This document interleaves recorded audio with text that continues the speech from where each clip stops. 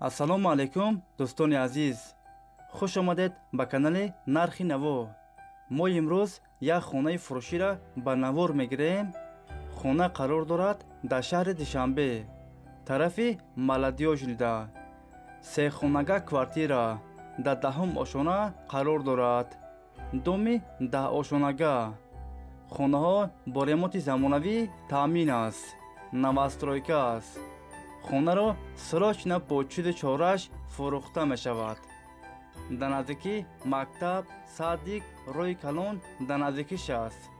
варианти алишиам ҳастай бародаро. агар шумо харидор бошем, занг занед, бо маълумоти бештарро аз соҳиби хона дастрас кунед. ҳама ҷои хонаро ба навор гирифтагием. то охир тамошо кунед. дастгирӣ кардани моро фаромӯш накунед. дар видеонавор лайк бигзоред.